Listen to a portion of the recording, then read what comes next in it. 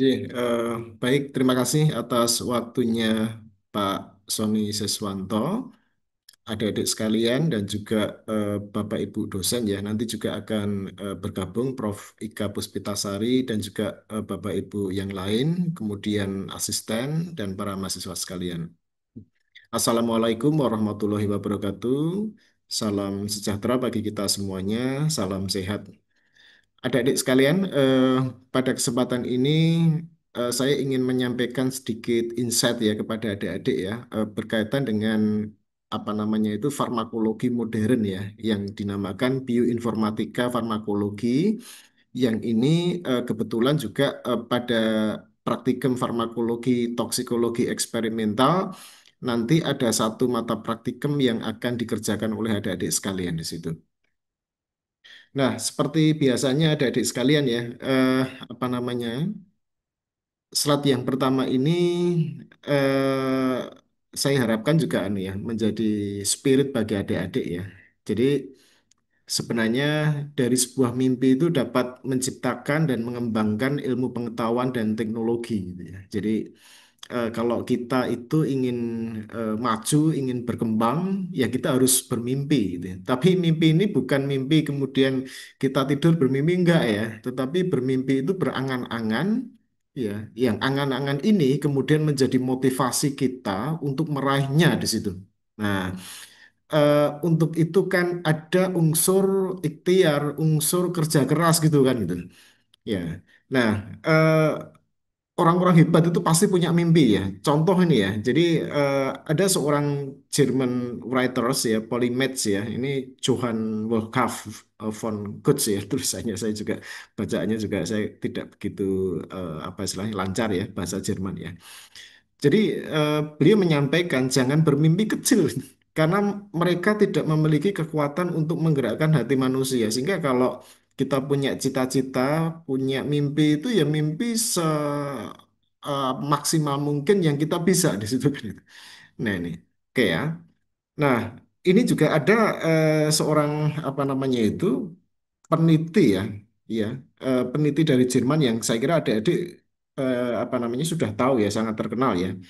Albert Einstein yang apa namanya melalui teorinya itu kan, melalui temuannya ini mengubah peradaban ya dunia ya, terutama pada masa-masa Perang Dunia Kedua adik sekalian ya.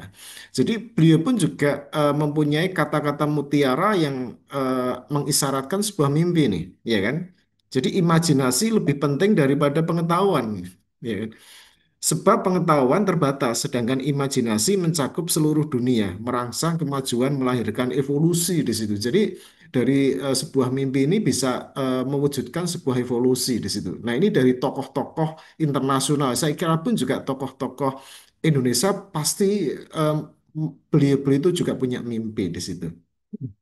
Nah, oleh karena itu dalam skupan yang lebih kecil, mimpi kita itu apa? Kan gitu ya. Nah, mimpi kita itu adalah apa namanya itu melakukan sebuah pergerakan-pergerakan farmakologi ya berkaitan dengan farmakologi toksikologi, yaitu salah satunya adalah mengimplementasikan bioinformatika farmakologi.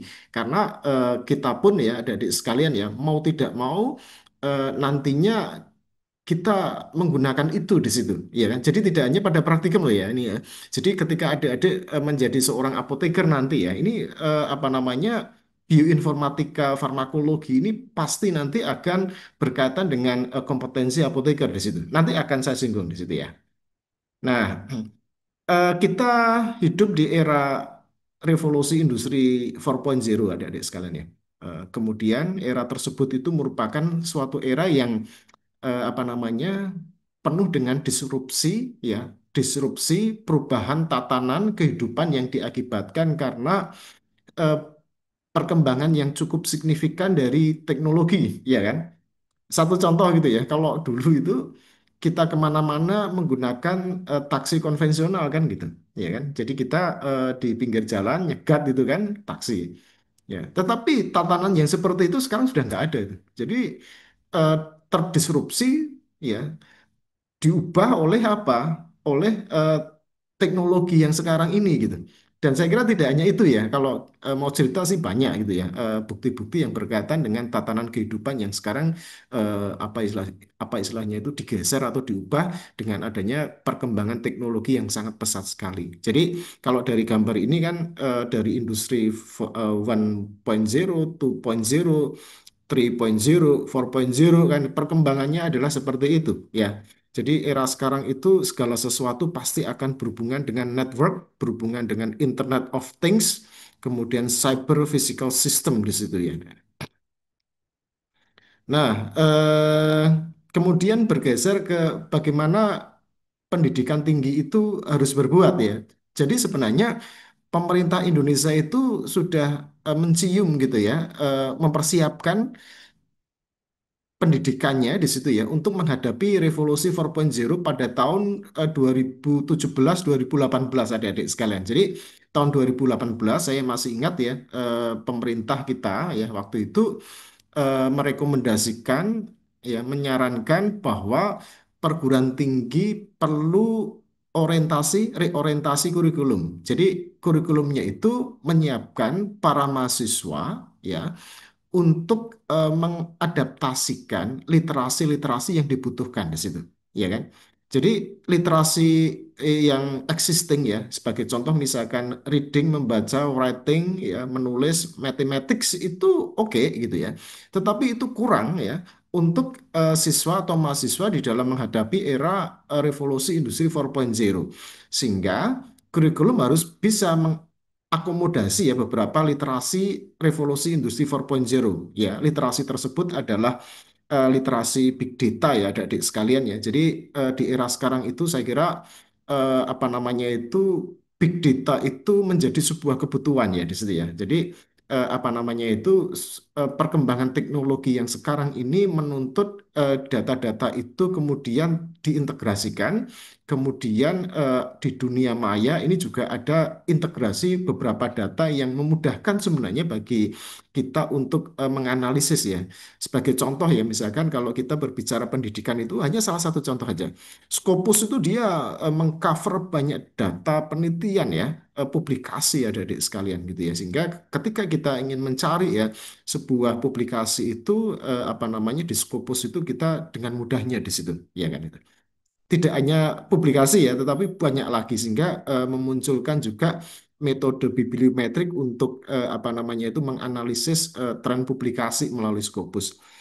Kemudian literasi yang kedua ini adalah literasi teknologi, ya kan? Jadi misalkan artificial intelligence, coding, engineering principles, ya, kemudian machine learning dan sebagainya gitu ya. Dan ini saya kira juga apa namanya itu kita harus melarutkan diri gitu ya dengan literasi teknologi tersebut. Kemudian yang terakhir adalah human literacy. Ya ini mungkin identik ya dengan soft skill ya, karena soft skill ini adalah apa namanya literasi yang tidak bisa tergeser dengan adanya kemajuan teknologi ya adik-adik sekalian ya. Contohnya ini misalkan adaptive skill, communication, leadership, ya team working dan sebagainya. Oke, baik. Saya akan masuk di sini adik-adik sekalian ya.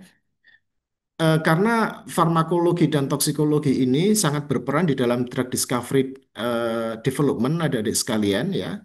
Nah, saya akan cerita tentang drug discovery and development ya. Jadi penemuan dan pengembangan obat di situ. Nah, eh, drug discovery and development ya, ini merupakan proses ilmiah untuk menemukan, merancang, dan mengembangkan senyawa yang aman dan efektif sebagai obat, dimulai dari identifikasi target ya. Jadi mulai dari identifikasi target biologis hingga nantinya sampai ke uji klinik dan kemudian diajukan persetujuan regulatori di situ. Nah ini, nah proses ini mencakup tahapan eksplorasi awal, ya optimasi senyawa, uji praklinik. Ya uji praklinik itu adalah uji yang dilakukan pada hewan percobaan, kemudian dilanjutkan ke uji klinik pada manusia. Ya ada fase satu, fase 2, fase 3. Fase satu itu adalah fase yang melibatkan sukarelawan sehat ya untuk mengevaluasi kemungkinan efek samping ya dan juga studi farmakokinetik. Kemudian fase dua itu adalah uji efikasi keberkhasiatan ya pada pasien ya dengan jumlah sampel yang terbatas. Kemudian fase ketiga itu adalah dengan jumlah sampel yang lebih besar adik-adik sekalian. Kemudian dilakukan approval pada apa kalau Indonesia ya Badan POM gitu ya. Nah, baru kemudian di launching ke pasar adik-adik sekalian. Kemudian di pasar ada post marketing ya. Ini ada fase 4 gitu ya untuk melihat apa namanya itu eh, kemungkinan efek samping yang ditimbulkan setelah post marketing di situ. Nah, proses drug discovery ini ya, apa namanya, terdiri dari pre-discovery ya, tadi juga sudah saya singgung, kemudian tahapan yang kedua dan ketiga ini adalah drug discovery, preclinical studies, kemudian stage yang keempat adalah clinical trials, stage yang kelima adalah review approval dari badan yang mempunyai otoritas di situ. Kalau di Indonesia adalah Badan POM, kemudian masuk ke post marketing. Saya ingin cerita adik-adik sekalian, apa namanya, ini paling cepat ya. Jadi drug discovery ya and development memerlukan waktu setidaknya itu 10 sampai 15 tahun. Bayangkan 10 sampai 15 tahun. Itu pun kalau berhasil ya. Kalau enggak ya mundur lagi atau gagal di situ. Dan ini memerlukan biaya yang cukup signifikan itu ya. Jadi biayanya itu berdasarkan referensi yang saya baca ya. Ini adalah apa namanya itu mencapai ya 1 juta minimal ini 1 juta 1 juta dolar gitu ya. Kita bisa membayangkan ya 1 juta dolar ya, 1 juta dolar ya. Mungkin lebih gitu ya adik sekalian gitu ya. Untuk apa istilahnya itu sampai pada apa namanya itu terakhir ya stage yang kelima ini ya. Jadi apa istilahnya 1 juta dolar itu coba dibayangkan itu berapa di situ ya. Atau bahkan lebih gitu ya. Nah, kita membayangkan satu obat itu sampai 15 tahun gitu ya dan membutuhkan biaya yang cukup tinggi di situ. Nah, dengan adanya apa namanya itu teknologi digital gitu ya, kemudian juga big data dan sebagainya, ini apa namanya diyakini bisa mempercepat proses drug discovery dan juga menekan biaya yang kemungkinan timbul adik-adik sekalian ya. Jadi apa namanya adanya teknologi digital tadi ya ada ya big data ini bisa apa istilahnya itu dimanfaatkan pada setiap stage tadi ya stage 1, 2, 3 ya bahkan sampai ke 5 di situ sehingga sebenarnya apa namanya bioinformatika farmakologi ini ada adik sekalian ya ini sangat diperlukan di dalam drug discovery and development ya. Nanti akan saya ceritakan ya contohnya misalkan ya. Ya, sehingga apa namanya? Ini ada sebuah statement yang cukup menarik ya. Jadi kemajuan teknologi ya, teknologi yang terkini ini seperti kecerdasan buatan ya, kemudian machine learning, big data, ya ini sudah mulai digunakan ya beberapa puluh tahun yang lalu ya untuk mempercepat dan meningkatkan efisiensi penelitian dan pengembangan obat sehingga kita tidak ada kata terlambat ya untuk mengajarkan kepada mahasiswa. Oleh karena itu juga pada kesempatan ini menjadi topik praktikum adik-adik sekalian. Nah, selain apa namanya bisa dimanfaatkan di drug discovery development ya adik-adik sekalian ya. Jadi bioinformatika farmakologi ini juga ke arah farmasi klinik komunitas pun juga bisa dimanfaatkan secara maksimal ini kan ya yaitu pada apa namanya itu kompetensi advanced clinical pharmacy atau farmasi klinik lanjut ya adik-adik sekalian. Nah, jadi untuk mencapai advance clinical pharmacy ya adik-adik sekalian ya. Jadi literasi teknologi dan literasi big data tadi ya yang saya ceritakan di awal adik-adik sekalian ini sangat bermanfaat untuk meningkatkan pelayanan farmasi klinik gitu ya. Yaitu pada peningkatan produktivitas, menyederhanakan akses terhadap layanan gitu ya dan meningkatkan pengalaman konsumen ya. Contoh misalkan ini adalah implementasi literasi teknologi big data ya eh, telefarmasi. Oke ya. Telefarmasi itu apa kan gitu ya. Jadi telefarmasi ini berkaitan penyampaian pelayanan kefarmasian melalui telekomunikasi kepada pasien ya di lokasi di mana mereka mungkin tidak mempunyai kontak langsung dengan apoteker tuh. Jadi apa namanya itu hubungan ya komunikasi antara apoteker dengan pasien itu serasa tidak ada batasan gitu ya dengan adanya telefarmasi ini dan ini challenging ya. Saya di S2 dengan Pak Sony itu ada mata kuliah yang dinamakan digital farmasi ini sudah menugaskan kepada mahasiswa untuk membuat konsep pengembangan telefarmasi nih adik-adik sekalian sehingga dengan konsep telefarmasi ini nantinya gitu ya, dimanapun everywhere ya, pasien bisa komunikasi dengan apa namanya itu apoteker di situ kan itu. Nah ini yang mungkin nanti ke depan gitu ya perlu kita kembangkan adik-adik. Makanya saya tadi mengajarkan mimpi itu adalah mimpi salah satunya adalah mengembangkan ini. Nah, contoh yang lain ya, ini ada mental health care services ya, kemudian digital therapeutics and remote monitoring ya, ini juga challenging ya adik-adik ya, terapi digital, pemantauan jarak jauh, membuat pemberian obat menjadi lebih cepat dan mudah, ya kan? Jadi dengan platform digital atau teknologi yang lain ya, kemarin juga ada mahasiswa yang bermimpi gitu ya. Jadi membuat apa namanya itu smartwatch ya, di mana smartwatchnya ini berfungsi untuk mengingatkan gitu ya, apa istilahnya itu penggunaan obat kepada pasien di situ. Oke ya. Terus kemudian informasi-informasi yang lain berkaitan dengan obat. Nah, ini kan sebuah mimpi yang sebenarnya bisa direalisasikan di situ kan gitu. Nah, ini. Kemudian juga ada implementasi yang lain ya, combination of physical virtual services ya.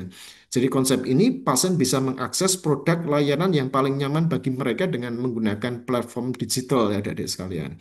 Nah, juga penggunaan artificial intelligence dan automation ya adik-adik sekalian ini untuk meningkatkan produktivitas ya dengan memberdayakan apoteker, menemukan efisiensi pelayanan, membantu mengoptimalkan resep khusus, mengurangi pergeseran dalam siklus pendapatan rantai pasokan, meningkatkan kepatuhan pengobatan ya. Jadi dengan artificial intelligence ini ada adik sekalian gitu ya. Ini sangat membantu sekali di dalam apa namanya itu efisiensi klinik ada adik sekalian.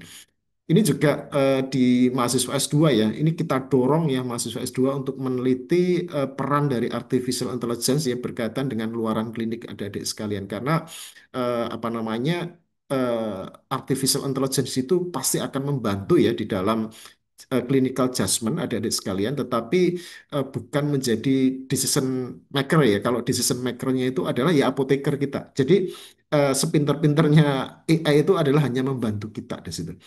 Nah, kemudian yang terakhir ya contoh apa istilahnya pemanfaatan farmakologi bioinformatika farmakologi ini adalah precision medicine adik-adik sekalian pengobatan yang berbasis presisi gitu ya.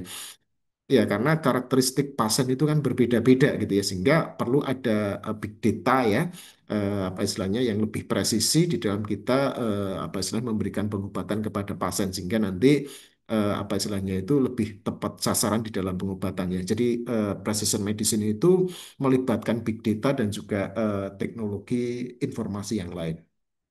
Nah, ini contohnya ada adik sekalian ya. Jadi platform yang sudah digunakan ya dari sekalian ya ini untuk supply chain management ya kemudian digital health application telefarmasi ya kemudian juga e-prescription ya, itu juga ada ya dari sekalian ya ini cukup menarik sekali platform digitalnya ya ini kalau untuk pharmaceutical educational platform itu juga ada ya misalkan simulation platform virtual learning environmental ya kemudian online conference webinar ya dan sebagainya ini. Oke, baik. Nah, saya akan masuk ke pharmacological bioinformatics ya adik-adik sekalian ya. Jadi Pharmacological bioinformatics atau bioinformatika farmakologi ini adalah bidang interdisipliner yang menggabungkan farmakologi ya adik sekalian dengan bioinformatika untuk memahami cara kerja obat di tingkat molekuler dengan bantuan teknologi komputasi dan data biologi skala yang lebih besar di situ. Oke ya, sehingga kita bisa berimajinasi bahwa pharmacological bioinformatics ini ya pasti akan melibatkan teknologi informasi, literasi teknologi dan juga literasi big data. Nah, platform digital ya adik-adik sekalian untuk riset bioinformatika di bidang farmakologi ini ya mencakup penemuan obat ya adik-adik ya. Ini bisa diarahkan bagaimana mempercepat penemuan obat, kemudian mendukung farmakogenomik ya adik-adik sekalian ya. Kemudian network farmakologi untuk memprediksikan mekanisme aksi obat pathway mekanisme aksi obat, kemudian analisis target obat dan toksikologi komputasi. Nah, ini contoh aplikasinya adik-adik sekalian di bidang farmakologi toksikologi ya. Jadi misalkan identifikasi target molekul untuk obat herbal ya adik-adik kalau ingin mengidentifikasi target molekul itu juga bisa menggunakan apa namanya itu platform digital adik-adik sekalian. Kemudian memprediksikan efek samping, toksisitas belum uji in vivo ya. Kemudian analisis farmakogenetik untuk obat-obatan individual atau yang dinamakan personalized medicine ya. Kemudian contoh yang keempat ini ya, ini adalah network farmakologi untuk senyawa multi-target adik-adik sekalian untuk memprediksi nantinya apa namanya itu pharmacological pathway dari senyawa-senyawa tersebut adik-adik. Nah, ini yang apa namanya nanti kita challenge ya pada praktikum farmakologi toksikologi eksperimental satu kepada adik-adik sekalian. Nah, bioinformatika ini ya adik-adik sekalian ya berperan penting dalam farmakologi modern ya, terutama tadi sempat saya sampaikan ya identifikasi target obat, prediksi efek samping dan pengembangan terapi yang lebih tepat sasaran atau yang dinamakan personalized medicine. Nah, ini saya merekomendasikan ya adik-adik sekalian ya, ada bacaan yang cukup menarik ya, sebuah artikel yang diterbitkan pada jurnal yang sangat bereputasi ya. Jurnalnya adalah Trends in Pharmacological Sciences ya. Judul artikelnya itu adalah What is the Relevance of Bioinformatics to Pharmacology. Nah, ini meskipun papernya beberapa tahun yang lalu ya, tetapi saya kira ini masih relevan di situ. Nah, nah, adik-adik sekalian, saya ingin menyampaikan ya, ini beberapa platform yang adik-adik itu bisa menggunakan dan sebagian besar itu free loh. Sebagian itu besar itu free, ya kan? Saya mulai dengan tujuan dulu ya. Jadi ini ada beberapa tujuan pemanfaatan pharmacological bioinformatics ya. Jadi yang pertama adalah untuk drug target identification and validation. Nah, ini digunakan untuk mencari memvalidasi target obat adik-adik. Bisa protein, enzim, reseptor ya. Ini ada beberapa contohnya, saya tidak ingin menjelaskan satu persatu karena keterbatasan. Mungkin nanti kalau ada kesempatan adik-adik bisa apa istilahnya search di internet kemudian bisa mengaplikasikan di situ. Nah, kemudian yang kedua adalah virtual screening molecular docking. Nah, ini digunakan pada tahapan awal penemuan obat untuk prediksi interaksi molekul dengan target ya. Nah, ini ada beberapa platformnya di situ.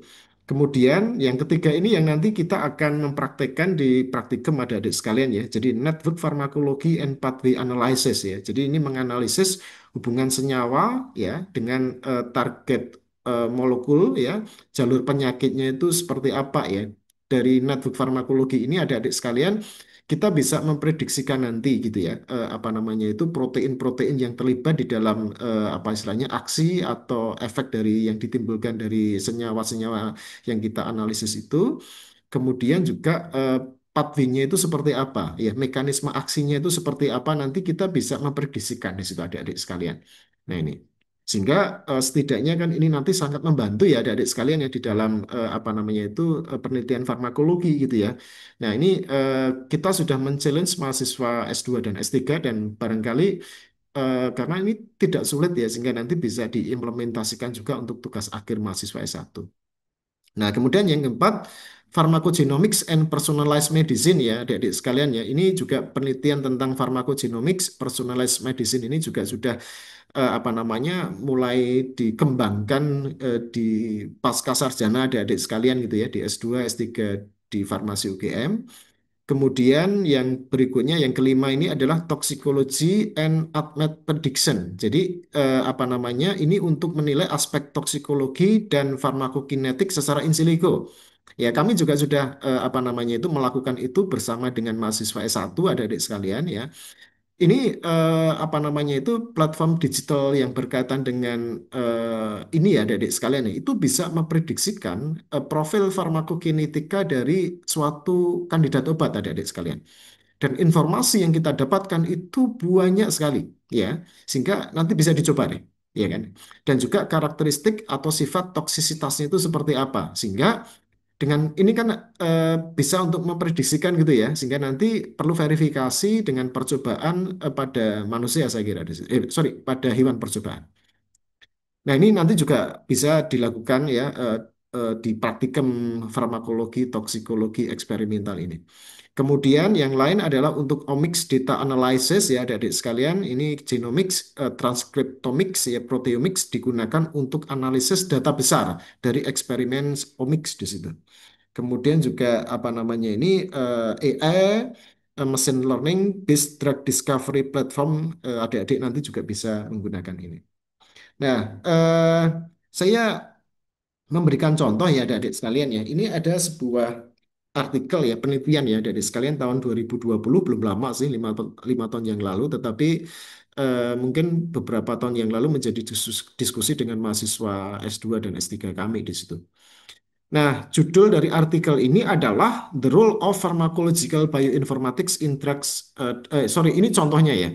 Contohnya itu adalah apa namanya The Role of Pharmacological Bioinformatics in Drugs Discovery and Development. Judul papernya itu adalah Network Pharmacology Based Virtual Screening of Active Constituents of Prunella vulgaris and the Molecular Mechanism Against Breast Cancer. Ya, kita bisa membayangkan ada sekarang. Apa namanya? Penelitian ini berbasis eh, platform digital adik-adik sekalian ya dan big data bisa digunakan untuk memprediksi ya mekanisme molekuler ya adik-adik sekalian ya dan juga apa namanya bisa digunakan untuk melakukan screening senyawa-senyawa aktif dari suatu tanaman adik-adik ya jadi ini ada tanaman yang dinamakan Prunella vulgaris ya dengan menggunakan platform digital yang tadi saya sampaikan pada slide sebelumnya ini bisa digunakan untuk melakukan screening senyawa-senyawa apa saja ya yang aktif dari Prunella vulgaris itu. Oke ya, itu keluar banyak. Platformnya ada berapa Pak? Juga ada beberapa. Oke ya, kita tinggal mengkombinasikan aja di situ platform yang akan digunakan. Kemudian setelah ketemu nih senyawa-senyawa tadi kan banyak ya adik-adik ya. Kemudian kita melakukan screening. Karena apa? Berdasarkan hasil yang apa diinformasikan dari platform digital tadi ya, itu juga ada informasi yang lain yang banyak, tinggal kita melakukan seleksi aja. Ya kan, seleksi itu bisa berdasarkan bagaimana bioavailability-nya, bagaimana karakteristik drug likeness-nya di situ kan, kemudian lipofilisitas dan sebagainya. Nah, kemudian setelah diseleksi itu ada adik sekalian, kemudian dilakukan prediksi mekanisme molekulernya itu, ya kan? Penyakitnya apa? Ya, jadi kalau ini kita prediksikan penyakitnya adalah misalkan eh, nanti ya kanker payudara gitu ya. Ini nanti dicek juga ada. Jadi platform yang apa namanya itu memprediksikan di situ ya berdasarkan drug likeness tadi ya mana saja senyawa-senyawa yang apa namanya bisa berpotensi sebagai obat anti kanker di situ. Nah, kalau sudah ketemu nanti kita akan apa namanya masuk ke network farmakologi ya adik sekalian ya untuk mengidentifikasi protein-proteinnya apa saja yang kemungkinan terlibat di dalam apa namanya itu mekanisme aksi. Kemudian bisa ditentukan jalur mekanisme aksinya itu seperti apa atau pharmacological pathway ya dengan studi ini. Nah, kemudian kalau sudah kita bisa melanjutkan ke molecular docking sehingga kita bisa membayangkan ya bahwa dari screening senyawa kimia kemudian studi apa namanya itu molekuler mekanisme sampai ke molekuler docking seluruhnya adalah menggunakan platform digital adik-adik sekalian. Nah, ini nanti bisa di apa istilahnya dikerjakan gitu ya di sini juga dan platform digital yang terlibat ini adalah mostly free atau gratis ya. Nah, beberapa tahun yang lalu ya dari sekalian saya juga men-challenge kepada mahasiswa S1 ya. Ini apa namanya kebetulan ada hibah ya, hibah penunjang skripsi ya dengan judul Kajian Profil Farmakokinetika Analog Benzilidin Cyclopentanon dari Kurkumin dengan pendekatan in silico ADME modeling and in vitro study, adik-adik sekalian. Saya tidak ingin cerita banyak tentang ini, tapi yang jelas apa namanya eh, pekerjaan penelitian ini dikerjakan oleh mahasiswa S1 yang apa namanya sebagian besar itu menggunakan platform digital adik-adik sekalian. Jadi untuk apa namanya itu memprediksi ya profil farmakokinetika dari turunan kurkumin itu seperti apa di situ kemudian juga nanti memprediksikan profil metabolisme dari salah satu turunan kurkumin atau analog kurkumin yang dinamakan PGV0 adik-adik sekalian. Dan apa namanya ini saya lalui aja ya adik-adik sekalian ya. Oke. Nah, ini beberapa platform yang kami gunakan ya. Mungkin nanti adik-adik juga bisa melakukan simulasi ya. Ini yang pertama adalah Open Online Servers ya, Swiss Atme ya.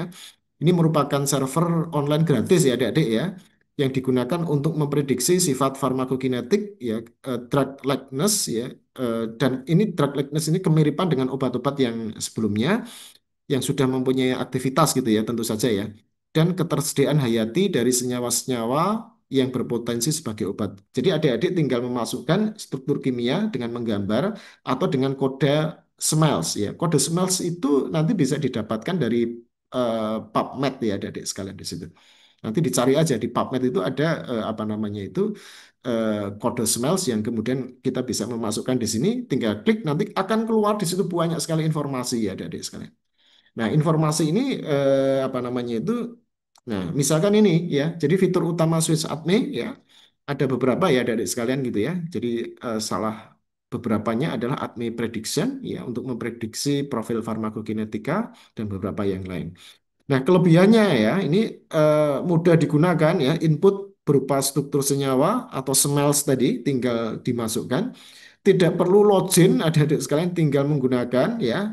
Kemudian sangat berguna di tahap awal penyaringan senyawa, head to lead ya dalam drug discovery.